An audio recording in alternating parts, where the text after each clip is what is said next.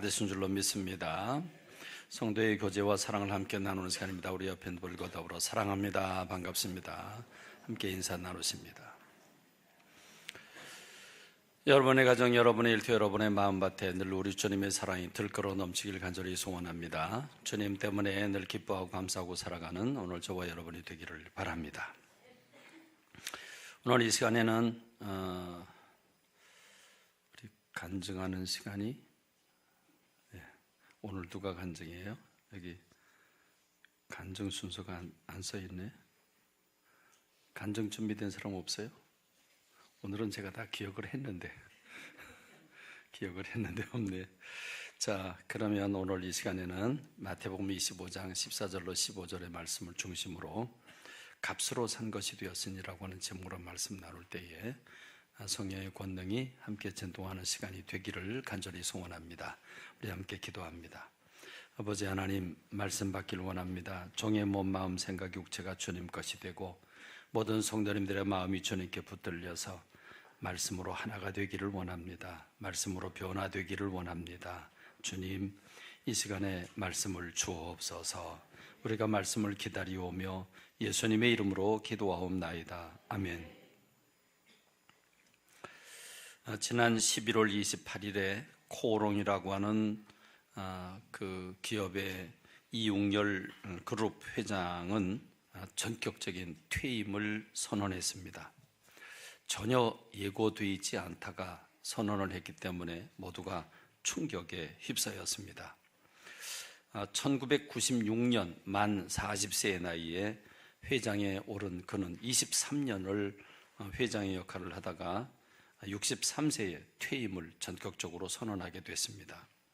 근데 그 퇴임을 선언하게 된 이유가 아주 매우 다릅니다. 그 이유는 어느 날 내가 회사에 걸림돌이 된다고 하는 사실을 발견했다. 그래서 내가 비켜줘야 회사가 변화될 수 있다고 하는 생각을 하게 됨으로써 그가 전격적으로 퇴임을 하게 되었다고 말합니다. 내가 떠남으로써 우리의 변화와 혁신의 빅뱅이 시작된다면 내 임무가 바로 그것이라고. 그래서 회사가 안좋아하지 아니하고 변화되고 혁신되기를 원하는 마음에서 당신이 사퇴를 한다고 눈물을 글썽이면서 그는 사퇴를 했습니다. 요즘 기업에 그 화두가 있다고 한다면 혁신 또는 변화라고 하는 단어일 겁니다. 변화되지 않으면 망한다라고 하는 게 이 기업들의 목숨 건 그런 사투가 혁신이라고 하는 대화로 이루어지고 있습니다. SK 최태원 회장은 2년 전에 혁신하지 않는 기업은 서든 데스를 할 거다. 곧 돌연사, 갑자기 죽는, 다시 말하면 그냥 순식간에 사라져버리고 말 것이라는 얘기를 했습니다. 일본의 소니 같은 회사는 저희 청년 시절에 아주 잘 나가던, 세계를 지배하던 회사였습니다. 그런 회사가 그 소니 제품이 이 혁신에서 뒤밀려서 지금 좋은 물건을 잘 만들고 있다고 판단한 그들은 혁신을 선택하지 않았습니다. 그 결과 지금 소니는 저 뒤로 밀려있는 그런 상황임을 우리가 알 수 있습니다. 이 최태원 회장은 혹독한 대가를 치르지 않기 위해서는 모든 것을 바꾼다는 자세가 있어야 된다라고 주장을 했고, 삼성의 이건희 회장은 이미 그가 회장으로 취임하고 7년 지나서 그때부터 혁신이라고는 화두를 내밀면서 마누라와 자식을 빼놓고 나머지는 다 바꿔라 이렇게 얘기할 정도로 이 87년도에 삼성의 성적표는 현대와 대우라고 하는 회사가 앞질러 갔고 그 뒤를 잇는 세 번째 회사였습니다. 이건희 회장이 맡으면서 혁신이라고는 화두를 내밀었고 신사업, 신제품, 그래서 신기술을 독려를 했습니다. 근데 그걸 하다가 실패를 하게 되면 실패는 삼성인에게 있어서 주어진 아주 특권이라고, 그럼에도 불구하고 도전하고 또 도전해야 된다고 이야기한 것이 이건희 회장의 그 슬로건이었습니다. 오늘 우리 교회는 어떨까요?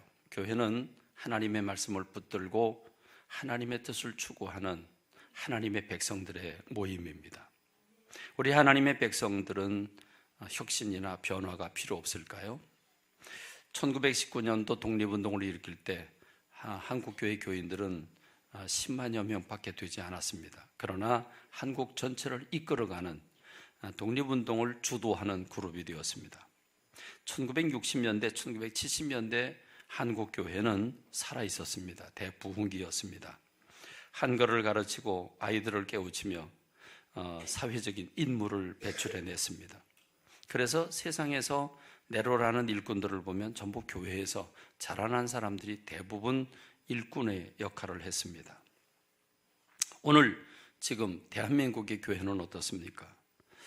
교회학교, 특별히 아동부나 학생부는 우리 대한민국의 전체 교회 숫자 중에 약 반 정도가 아동부가 없습니다. 학생부가 없습니다. 여러분, 이게 우리 대한민국 교육의 현실입니다. 올라갈수록 숫자가 줄어듭니다. 아동부 때는 그래도 그런 대로 있는데 이게 학생부 올라가면 줄고요. 그게 대학부 올라가면 더 줄고요. 점점 줄어 올라갑니다. 그래서 삼각형 구조를 가집니다. 그런데 노인들의 숫자는 많습니다. 청장년들의 숫자는 적습니다. 그래서 그건 역삼각형 구조를 가집니다. 그러고 보면 우리 교회도 그저 한 5년, 7, 8년 전에는 청장년회가 5개였고 남성교회가 2개, 3개였는데 지금은 청장년회가 2개고 그리고 남성교회가 5개입니다. 우리도 역삼각형 구조를 가지고 있습니다. 그래서 밑에 아동번원이 있는데 점점 줄어들고 그리고 청장년회 적은데 남성교회나 노인들은 점점 많고 그래서 모래시계 모양을 가지고 있는 게 교회의 모습입니다. 교회마다 헌신적인 일꾼들이 줄어들고 있습니다. 헌금은 내지만 몸으로 하는 봉사는 안 하려고 합니다. 가정이나 직장이나 친구나 동아리 모임이 더 소중해서 직장에서 나오라고 한다면, 가정일이라고 한다면 그게 우선합니다. 그래서 교회는 이런 동아리 그룹보다도 더 밀리게 되는 게 교회의 모임입니다. 무슨 대회, 테니스 대회든 무슨 대회가 열리면 주일날 결석하는 구실이 됩니다. 여행이나 휴가나 캠핑을 갈 때 주일을 자연스럽게 포함시키는 문화가 지금 대한민국 교회에 스멀스멀 들어오고 있습니다. 그리고 다른 곳에서 예배를 드린다고 그것으로 정당화하려고 합니다. 세상에서 한때는 3D라고 하는 더티 또는 덴저 또는 디피컬트라고 하는 이런 힘들고 더럽고 또는 위험한 일들은 피했습니다. 그런 직장들을 선호하지 않았죠. 교회도 몸으로 하는 그런 봉사들이 점점 줄어들고 있는 게 요즘의 현실입니다. 교회마다 헌금도 줄어들고 있습니다. 비상이고 요즘 물상이죠. 작은 교회는 점점 문을 닫고 있는데 대형 교회는 점점 커지고 있습니다. 그래서 교인들도 큰 교회를 다니면서 대기업에 다니고 있는 회사 직원처럼 어깨를 으쓱거리면서 우리는 큰 교회 다니고 있다고 하는 의식을 가지고 있습니다. 옛날에는 봉사를 많이 하기 위해서 일부러 개척교회를 찾아갔지만 지금 일부러 개척교회를 찾아가는 교회들은 거의 없습니다. 여러분, 무엇이 문제일까요? 무엇이 잘못된 걸까요? 분명 우리가 가고 있는 방향은 옳은 방향, 잘된 방향은 분명 아닐 거라고 생각을 합니다. 저는 오늘 마태복음 25장에서 그 해답을 찾기를 원합니다. 마태복음 25장은 우리가 해마다 연말을 맞으면서 우리 자신을 돌아보는 키워드와도 같습니다.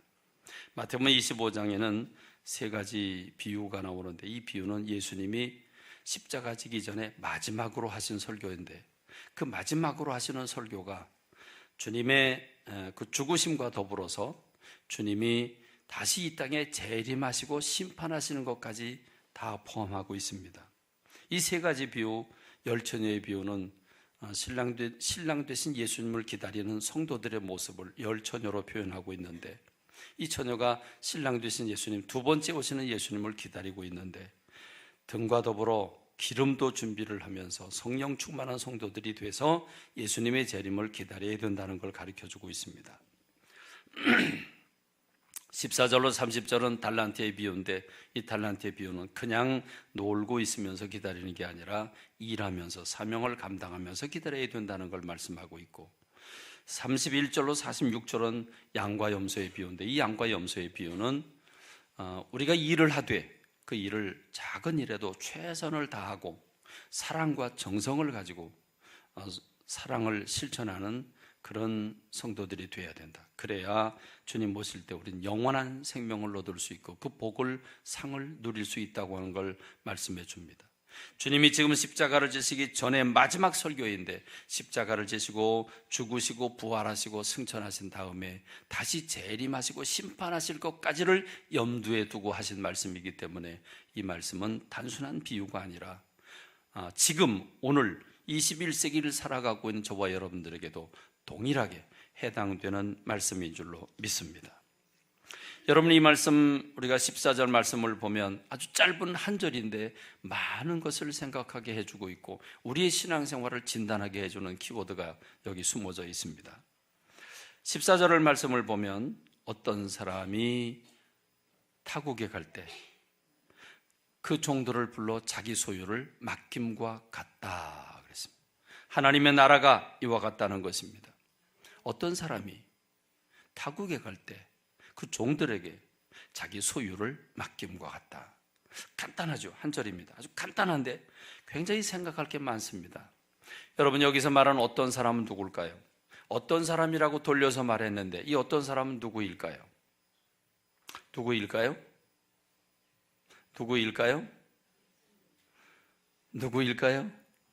그렇죠. 예수 그리스도이십니다. 예수 그리스도께서 타국에 가십니다. 타국은 어딜까요? 타국. 그랬더니 우리 중고등부 아이들이 다른 나라요. 다른 나라죠. 타국이 어딜까요? 여기서 말한 타국은 하나님의 나라를 가리킵니다. 천국으로 가셔서 우리가 있어야 할 자리를 준비하고 다시 오신다고 말씀하셨습니다. 그래서 어떤 사람은 예수 그리스도이시고 타국에 간다. 하나님 나라에 가시는데 가실 때 그 종들에게 자기 소유를 맡김과 같다고 그랬습니다. 그렇다면 여러분, 그 종들은 누구를 가리킬까요? 그 종들은 누구일까요? 오늘 저와 여러분들을 가리키고 있는 줄로 믿습니다. 그러면 여러분의 자의식은 나는 그리스도의 종이다 라고 하는 자의식이 있으십니까? 사도 바울은 로마서, 고린도전서, 고린도 교인들에게 또는 빌립보 교인들, 다른 에베소 교인, 다른 교인들에게 편지를 보내면서 꼭 빠뜨리지 않고 강조하고 있는 게 있는데, 그리스도의 종된 나 바울은 이렇게 표현하고 있습니다. 어느 교회를 보내든지 당신이 그리스도의 종이라고 하는 사실을 아주 강조하고 있습니다. 여러분 일상생활에서 우리 성도들끼리 서로 대화를 나눌 때 나는 그리스도의 종이다, 나는 예수님의 종이다, 종이라고 하는 자의식과 그 정체감을 분명히 가지고 계십니까? 그렇습니까? 나는 그리스도의 종이라고 하는 생각을 늘 가지고 계십니까? 여러분, 여기서 말하는 종이라고 하는, 둘로스라고 하는 종이라고 하는 개념은 신약시대의 노예와 같은 개념입니다. 노예나 종은 값을 지불하고 사는 사람을 가리키고, 그렇게 해서 값을 지불해서 얻은 사람이 종이라고 한다면 그 종은 주인의 소유가 됩니다. 그러므로 종은 자기 마음대로 살아서는 안 됩니다. 종은 나를 산 그 주인의 뜻대로 살아야 됩니다. 그게 종이나 노예가 가질 삶의 자세입니다. 고린도전서 6장 19절로 20절의 말씀 보니까 너희 몸은 너희가 하나님께로부터 받은 바 너희 가운데 계신 성령의 전인 줄 알지 못하느냐. 너희는 너희 것이 아니다. 너희는 너희 것이 아니다. 값으로 산 것이 되었으니 그런즉 너희 몸으로 하나님께 영광을 돌려라. 여러분, 이 고린도전서에 나오는 이 말씀은 굉장히 중요한 말씀입니다. 너희는 너희 것이 아니다.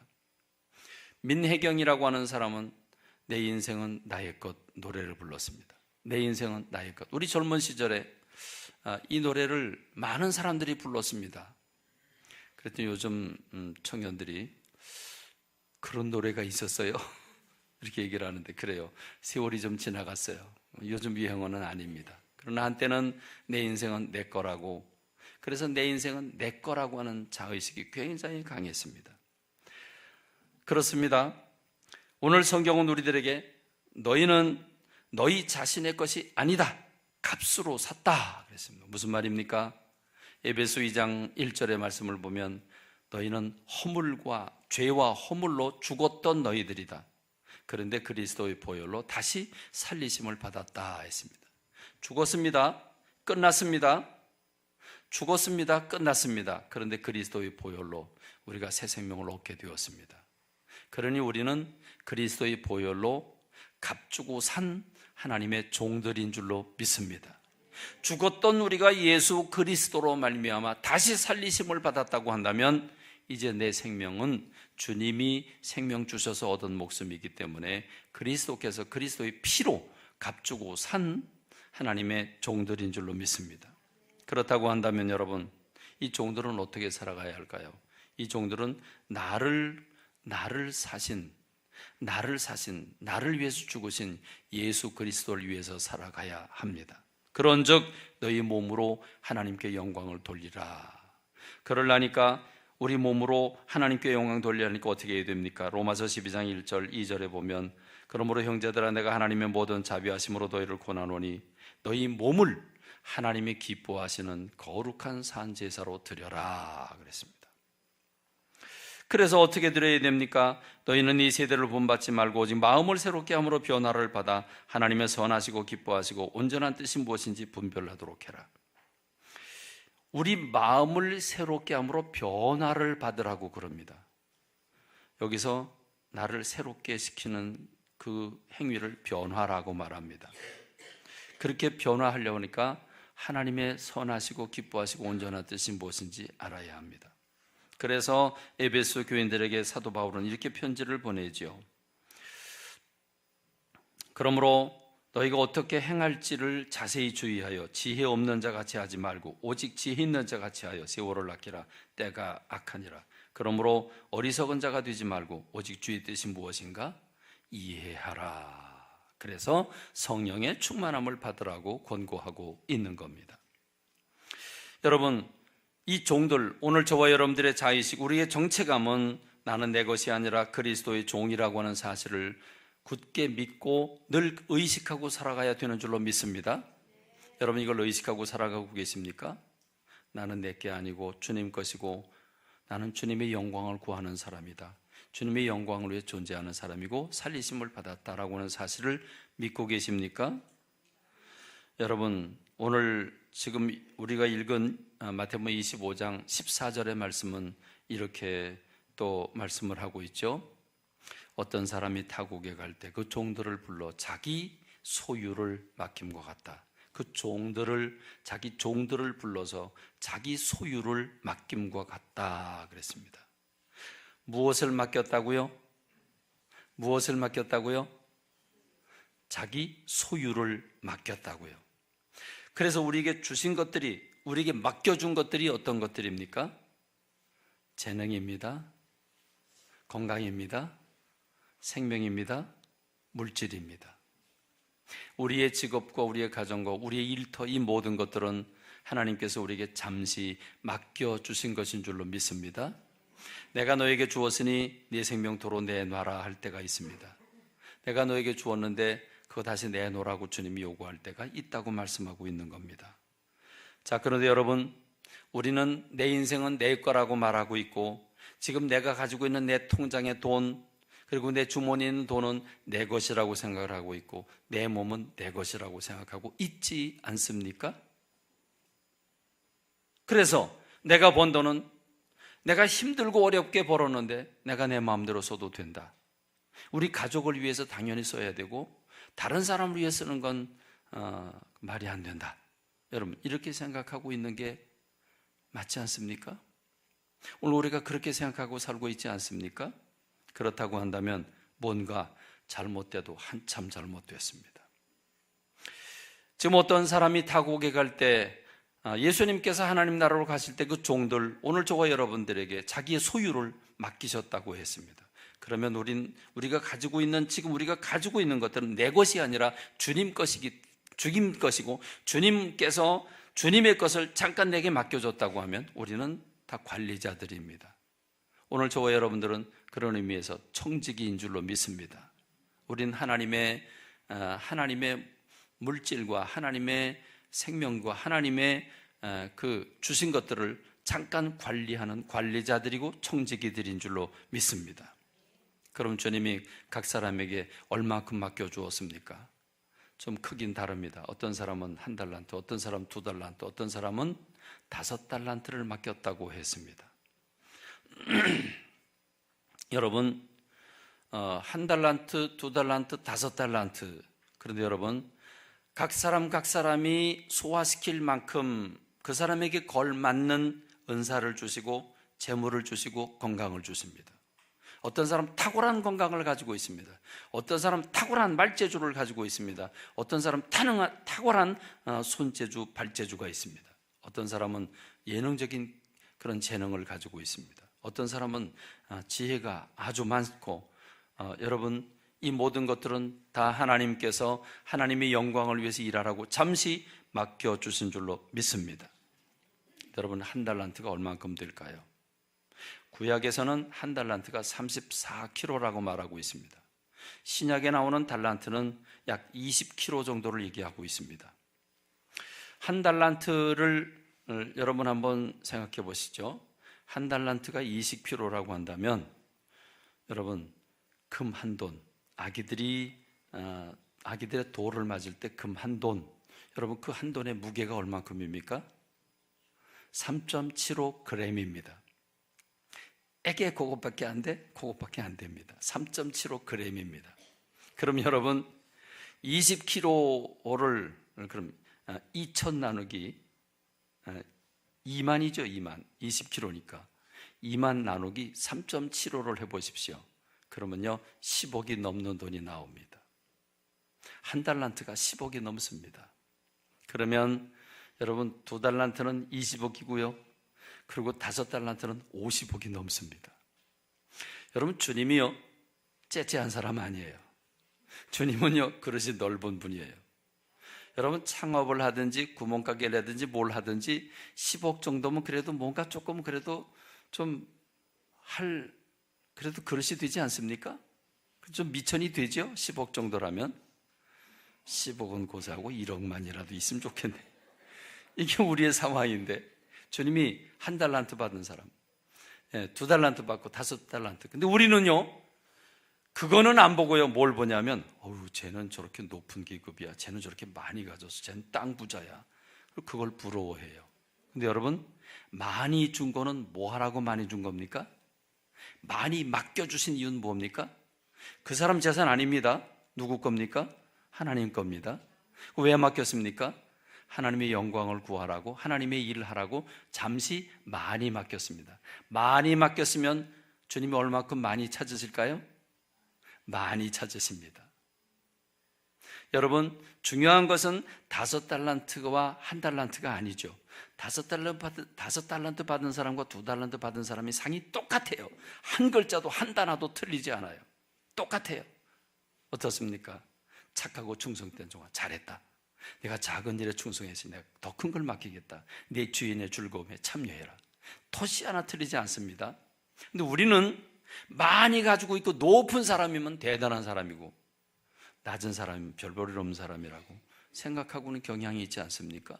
나 스스로 그렇게 열등감에 빠져 있지 않습니까? 주님은 그렇게 보지 않으셨습니다.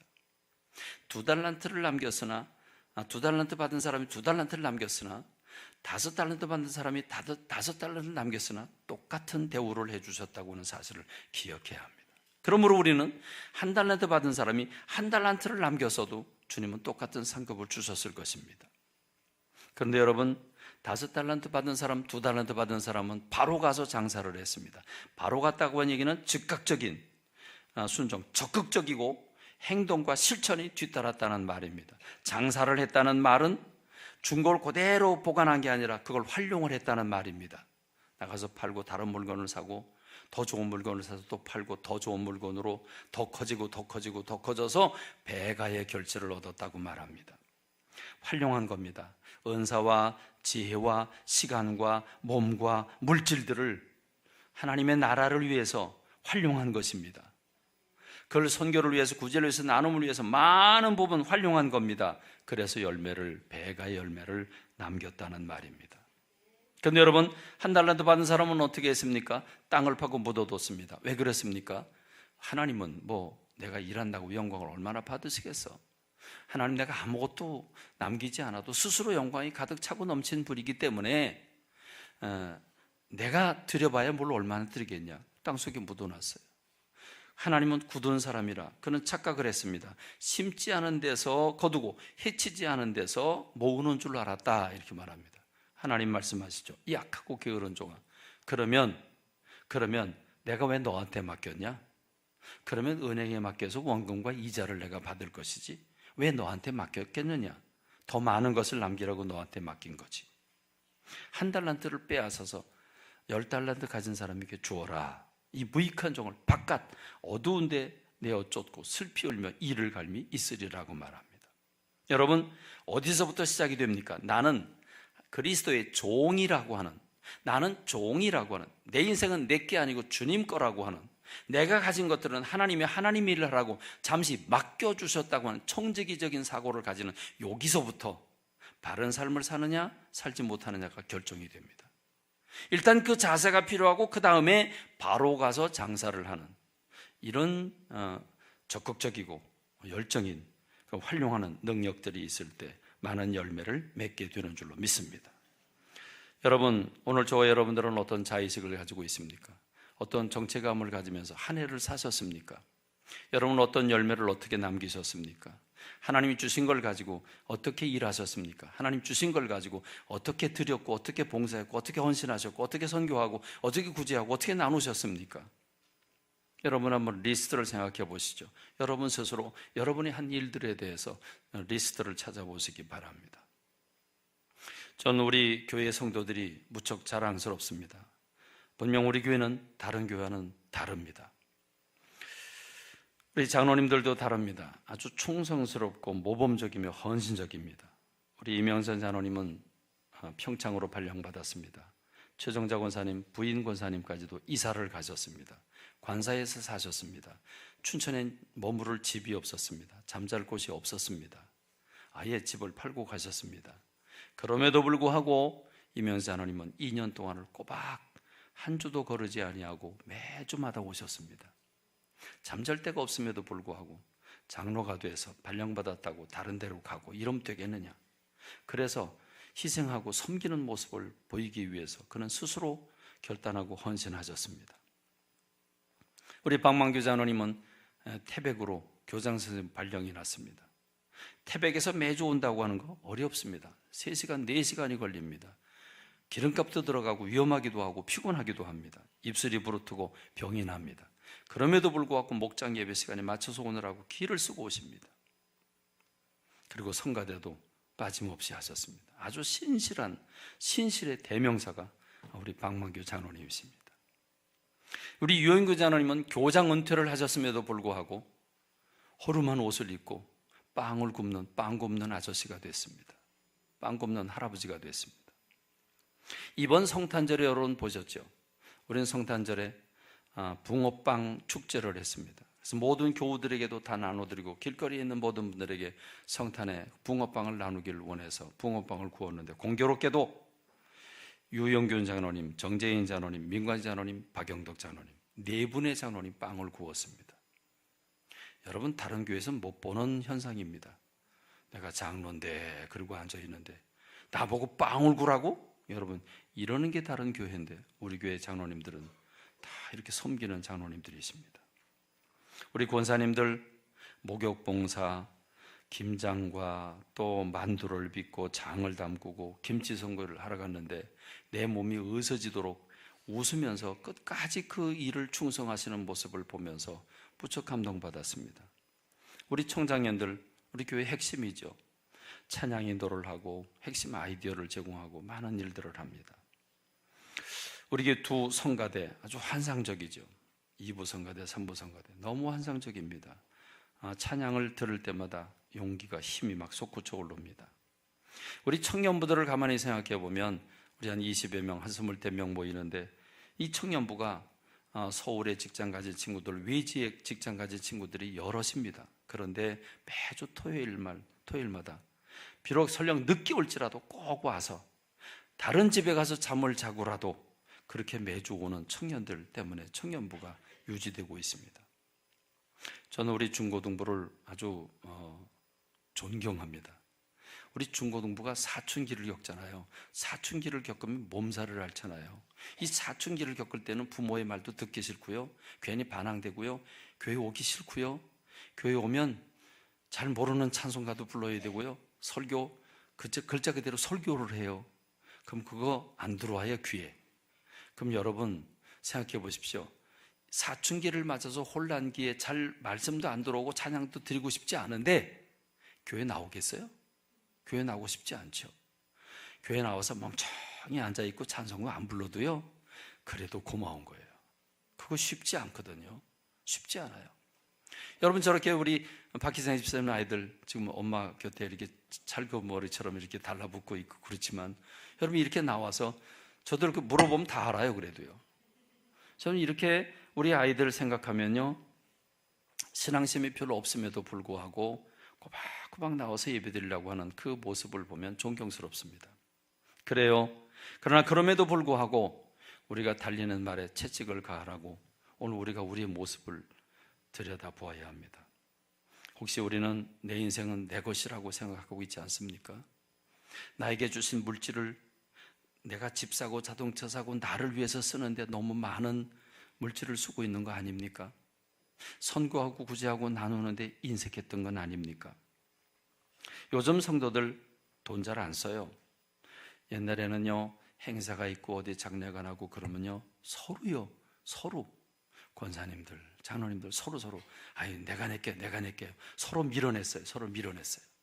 지금은요 아무도 안 사요. 잘 안 사요. 이제는 여러분, 11조는요 분명히 내는 거 내가 알아요. 알긴 아는데요, 형식적인 11조가 많아요. 온전한 11조 많이 못 드려요. 이름을 내고 생색 내는 데는 좀 쓰지만 사람들 잘 모르는 데는 희생하려고 잘 하질 않아요. 조금씩 우리가 좀 색깔이 변하고 있어요. 바로 가서 장사한다고 했는데 여러분은 여러분에게 맡겨진 부장이나 위원장이나 선교회장이나 여러분에게 준 교사나 성가대를 적극적으로 열정적으로 지혜를 짜가며 아이디어를 내가면서 창의적으로 능동적으로 일하고 계시나요? 여러분 어떻게 계십니까? 우리가 너무 구습에 젖어서 형식적이고 답습하는 신앙생활을 하고 있는 건 아닙니까? 우리가 스스로 우리 모습을 들여다보아야 합니다. 이웅열이라고 하는 이 스포츠 회사의 그룹 회장이 내가 떠나야 된다라고 한 결단을 내리기까지 그 얼마나 큰 고민과 갈등을 했을까요? 구태의연한 구습에 그냥 젖어 있는 회사를 보면서 내가 나감으로써 빅뱅이 이루어지길 원한다고 꿈을 꾸었습니다. 여러분, 이건희 회장이 나타나기 전에 삼성은 현대 대우에 밀린 삼류 회사였습니다. 이건희 회장이 나타나기 전까지 이 삼성의 모토가 뭔지 아십니까? 패스트 펠로우였습니다. 패스트 펠로우라고 하는 말은 빨리 쫓아간다는 말입니다. 그래서 삼성의 모토가 뭐냐면 새로운 제품, 새로운 기술을 빠르게 따라간다였습니다. 그래서 저 유명한 필립스라든지 또는 제너럴 모터스라든지 어떤 물건들을 딱 만들어내면 제일 빨리 가져다가 그걸 분석을 해서 똑같이 만들어내는, 그걸 모토로 삼았습니다. 근데 여러분, 그렇게 물건을 만들면 영원한 몇 등이죠? 영원한 몇 등이에요? 영원한 2등이에요. 모방이에요. 그래서 여러분, 20년, 30년 전에 우리나라의 기술이라고 하는 거는 일본 또는 외국 거 그대로 뺏기는 아주 이 모방의 달인들이었습니다. 어쩌면 그렇게 똑같이 만들어요? 모방이 더 이뻐요. 더 잘 만들었어요. 그런데요, 이건희 회장이 들어서면서 아니다, 신기술이다. 그러면서 1994년 이건희 회장은 이렇게 얘기를 합니다. 우리의 목표는 초인류다. 그냥 인류가 아니고, 그냥 1등이 아니고요, 초인류다. 초1등이다. 방향은 하나로, 눈은 세계로, 꿈은 미래로.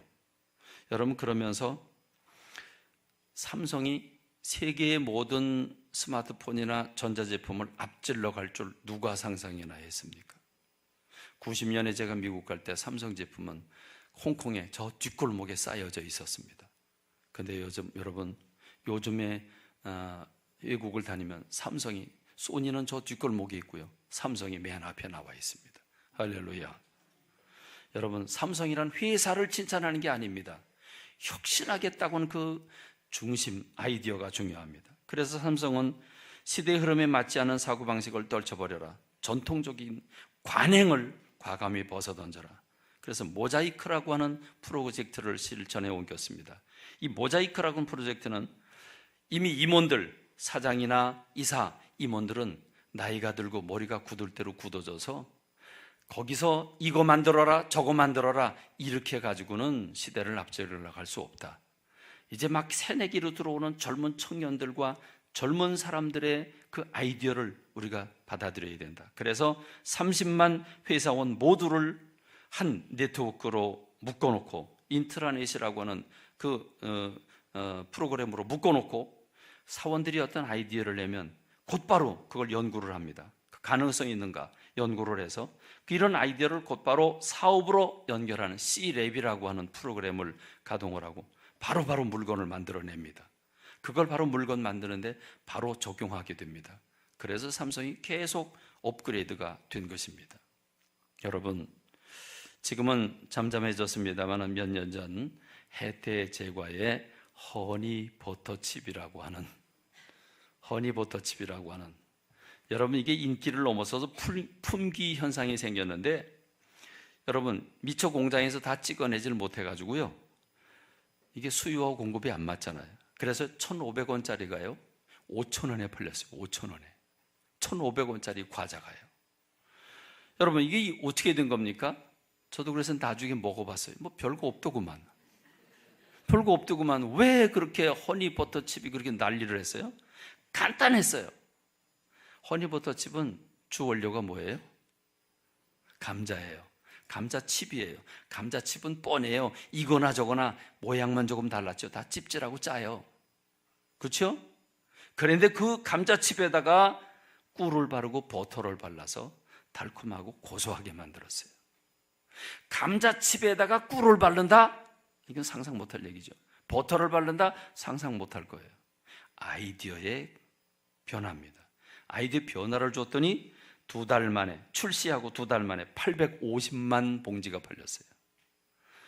여러분, 아웃도어 회사 중에 트랙스타라고 있습니다. 이 트랙스타라고 하는 회사는요, 신발이 특별히 유명한데, 전 이 트랙스타 신발을 10만 원 주고 샀습니다. 그리고 한 5년 이상 신었습니다. 이제 바닥이 다 닳아가지고 미끄러워서요, 겨울엔 그거 못 신어요. 그거 신으면 찍찍 그냥 미끄럼 타는 거예요. 그런데요, 그 신발을 못 벗어내겠어요. 막 밑창도 떨어지려고 그러고 그러는데 못 벗어나겠어요. 왜 그런 줄 아십니까? 발이 너무 편해요. 그 신발을 신으면 너무 편해요. 근데 왜 그런가 했더니 제가 설교 자료를 찾다가 보니까 이런 기사가 있어요. AS 센터에 신발이 들어오는데, 그런데 AS 센터나 사장님이 보니까, 그 회사 임원진이 보니까, 아니 뭐 다 떨어진 신발을 고쳐달라고 보내서 밑창 새로 갈라달라고 그러고 뭐 그랬어요. 그래서 이 정도 되면 새 거 사야죠. 이거 수리해봐야 별로 못 신습니다. 근데 소비자들이 다 뭐라고 그러냐면, 아니에요, 그래도 고쳐주세요. 왜냐하면 지금 제 발에 너무 편하기 때문에 그래서 그렇습니다. 그런데요, 그들이요 생각을 해봤어요. 새 물건과 지금 AS에 들어온 물건은 변형이 돼가지고 다른 물건이에요. 변형이 됐어요. 모양이 달라졌어요. 무슨 말입니까? 새 물건은 일률적으로 만들어냈는데 오래 신다 보니까 자기 발에 착 맞아가지고 변형이 된 거예요. 그래서 이 트랙스타라고 하는 회사가 그렇구나, 우리가 거꾸로 가자. 그래서요, 발이 편해서 AS를 다 떨어진 것도 자꾸 고쳐달라고 보내는 걸 보면서 요렇게 만들어야 되는구나, 우리 신제품이 잘못된 거다. 그래서요 2만여 명을 조사를 합니다. 2만 명의 맨발을 다 그립니다. 발 두께와 모양과 앞과 뒤 2만 명 거를 다 그림을 그려가지고요, 그래서 그 2만 명 것의 그 데이터를 종합 분석을 해서 이 평균 족형을 만듭니다. 그래서 맨발과 가장 흡사한 네스핏 기술을 획득을 하게 됩니다. 그리고 거기에 따라서 만들기 때문에 이 신발이 발이 편했던 거고요. 그러면요 해외로 나가면요, 해외 다른 나라 사람들은 발 구조가 또 달라요. 그럼 또 2만 명을 조사를 해요. 여러분 2만 명의 발을 재했으니 그럼 뭐 알만하죠. 그래서 새 물건이, 편안한 물건이 나오는 겁니다. 제가 알고 보니까 그래서 트랙스타에, 제가 트랙스타 무슨 선전원처럼 이렇게 느껴지는데, 그래서 신발이 편했었구나 하는 걸 전 나중에 알게 됐어요. 여러분, 지금까지 말한 모든 기업과 회장님들은 돈, 세상에 썩어질 물질을 얻기 위해서 저렇게도 몸부림을 치고 저렇게도 혁신을 하고 저렇게도 변화를 주려고 노력하고 있었습니다. 그런데 우리는 영원한 생명과 하나님의 나라, 우주의 주인이신 하나님, 그 하나님 영원한 생명을 붙들고 있는 과연 우리는 내가 뭔가 잘못된 것을 잘라내고 내가 뭔가 변화를 시도하려고 한 노력이 우리들한테 있는가, 그 말입니다. 하나님의 영광을 위해서, 내 사명 감당하기 위해서 내가 맡겨준 이 위원회와 부장, 여러분이 맡겨준 선교회장, 여러분이 맡겨준 교사와 성가대, 여러분 끊임없이 어떻게 하면 주님께 더 영광을 돌려드릴까, 이것을 위해서 여러분 얼마나 많은 노력을 했습니까? 고랑이 이웅열 그룹회장은 사표를 내면서, 퇴임을 하면서 이렇게 말합니다. 주변을 바라봐라. 세상이 어떻게 달라지고 있는가. 이제 인공지능이 모든 걸 지배하는 시대가 됐다. 손으로 만들어서 파는 시대가 이제 지나갔다. 블록체인, 자율주행 자동차 봐라. 이젠 사람이 운전하지 않아도 차가 굴러갈 수 있다. 여러분 커넥티드 카라고 하는 거 아십니까? 커넥티드 카. 이 커넥티드 카는요 자율주행을 넘어서서, 자율주행은 이 차가요, 우리 사람이 차를 타고 가면 좌우사방 다 이렇게 긴장은 보잖아요. 기계가 보는 겁니다. 인터넷이 보는 겁니다. 이 컴퓨터가 보는 겁니다. 좌우사방을 다 보면서 다른 차하고도 신호를 주고받고 하면서, 그러면서 안전을 유지할 뿐만 아니라 이 운전하는 사람의 건강 상태, 위험한 것까지 다 감지를 하고, 그래서 커넥티드 하는 겁니다. 공유경제, 사물, 인터넷, 융합. 여러분 이런 우리가 듣도 보지 못한 이야기들이 너무도 널려져 있는데, 하지만 우리는 10년 전이나 5년 전과 크게 달라지지 않았다. 매년 세무식 때마다 환골탈태의 각오를 다졌지만 변하는 게 없다. 그래서 내가 퇴임한다. 이게 이웅열 그룹 회장의 변이었습니다. 여러분 지금 교회 밖은 동성애가 정당하다고, 자기 성을 자기 스스로 선택할 수 있다고, 남자가 여자가 될 수도 있고 여자가 남자가 될 수도 있다고, 젠더라고 하는 터무니없는 사회적 성개념이 지배를 하고 있고, 차별금지라고 하는 법이 인권이라고 하는 이름으로 여러분 지금 도배를 하고 있습니다. 사회주의, 공산주의가 기승을 부리고 있습니다. 교회를 외면하고 공격하고 있고, 첨단 시절 하에 안락과 고급과 삶의 질을 우리가 맛보고 있습니다. 이제 성도들 집집마다 공기청정기가 있는데, 모르긴 하지만 몇 년 후에 집집마다 의류 청정기가 있을 겁니다. 요즘에 한창 보여주고 있죠? 보여주고 있어요. 여러분 그런 거 사지 맙시다. 그런 거 사지 맙시다. 여러분 우리는 지금 뭐가 중요한지 우선순위를 살려야 되는 줄로 믿습니다. 여러분 우리는요 무엇을 바꿔야 됩니까? 어떻게 해야 됩니까? 우리가 파괴적인 혁신이 필요하다고 말합니다. 파괴적인 혁신이라고 하는 말은 구습을 깨트려야 된다는 말입니다. 그런데 여러분 알고 보니까 에베소 4장 22절로 24절에 이미 파괴적인 혁신에 대해서 성경이 말씀하고 있어요. 너희는 유혹의 욕심을 따라 썩어져가는 구습을 따르는 옛사람을 벗어버리고 오직 너희 심령이 새롭게 되어 하나님을 따라 의와 진리의 거룩함으로 지으심을 받은 새 사람을 입어라. 옛사람을 벗어버리고 그리고 심령이 새롭게 돼서 새 사람을 입어라. 로마서 12장 2절은 너희는 이 세대를 본받지 말고 오직 마음을 새롭게 함으로 변화를 받아 하나님의 선하시고 기뻐하시고 온전하지 무엇인지 분별해라. 여러분, 파괴적인 혁신이 필요합니다. 구습을 깨트려 버려야 합니다. 구태의연한 것, 형식과 외식, 자기사랑, 주인의식, 삶의 질을 높인다는 이유로 사치와 향락에 빠지는 것, 안락에 빠지는 것, 여러분, 우리가 과감한 결단을 가져야 합니다. 믿으십니까? 믿으십니까? 마지막으로 솔개의 결단 한 가지만 말씀드리고 말씀을 맺습니다. 세상에서 제일 오래 사는 새가 솔개인데 70년 산답니다. 우리 사람이 솔개보다 못 살 수도 있어요. 70년. 근데요, 40년쯤 살면요, 부리가 가슴까지 내려온답니다. 이 구부러져가지고 부리가요. 날개가 점점 두꺼워져가지고 무거워진답니다. 발톱이요, 이젠 짐승을 움켜쥘 수 없을 만큼 발톱이 노화되어 있다고 그럽니다. 그럼요, 두 가지 중에 하나를 선택해야 된답니다. 그대로 늙어 죽든지 아니면 쇄신을 하든지. 그래서요, 이 솔개는 어떤 방법을 택하냐면 높은 꼭대기 바위산으로 올라가서 그때부터 1년 동안 피나는 혁신을 하게 되는데, 부리를 제일 먼저 바위를 쪼아서 부리를 깨트려 버린답니다. 그러면요, 마치 화초 이렇게 잘라내면 또 거기 이 두 싹이 다시 나오듯이 이 부리가 새로 나온답니다. 그럼 새 부리를 가지고 날개를 다 뜯어 없애고, 그러면 날개가 새로 나오고 발톱을 뜯어 없앤답니다. 여러분, 자기 발톱을 뜯어서 깨트려 없애버린다고 하는 거, 처절한 피 흘림이죠. 그런데요, 그렇게 발톱을 뽑아내면, 여러분, 어쩌다 발톱 뽑힐 수 있잖아요. 그렇죠? 그럼 어떻게 되죠? 그럼 어떻게 되죠? 뭘 피가 나와요? 새로 나오지. 새로 나와요. 그 몇 달 지나면. 몇 달 지나면 새 손톱이 나오고요, 새 발톱이 나와요. 그래서 새 발톱이 나오면 30년을 더 산답니다. 여러분, 우리 지금 4가지 과제가 필요합니다. 첫째는 청지기적 자세입니다. 내 돈은 내게 아니고 내 몸은 내게 아니다.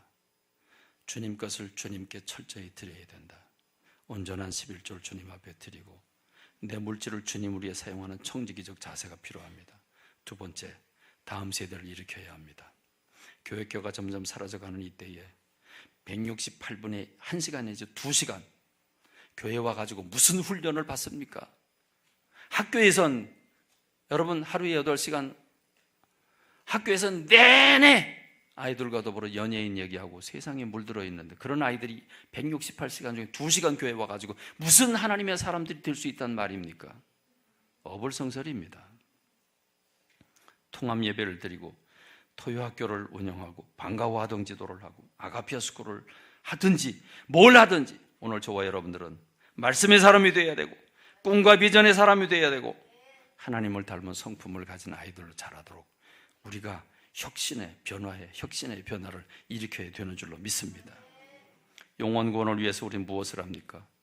내가 만나는 이웃, 관계하는 이웃들, 만나는 사람들, 친구, 회사 동료, 여러분 어떻게 감동 주고 있습니까?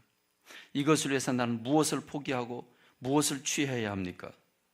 여러분, 우리 목장이 영원 구원을 위해서 관리만 할 게 아니라 어떻게 하면 배가 부흥이 될 수 있는지, 여러분, 우리 몸부림쳐야 되지 않습니까?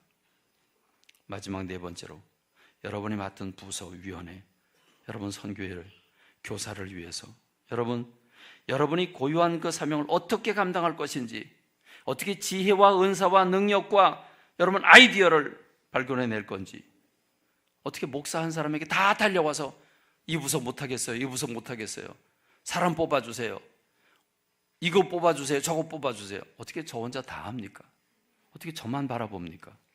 각 부서가 자발적이고 창의적이고 능동적인 부서의 모임들이 되어야 되지 않겠습니까? 할렐루야, 할렐루야. 거듭나기를 원합니다. 거듭나기를 원합니다. 거듭나기를 원합니다. 그래서 주님 원하신 열매를 배가로 맺어낸 저와 여러분들이 되기를 주님의 이름으로 축원합니다. 기도하겠습니다.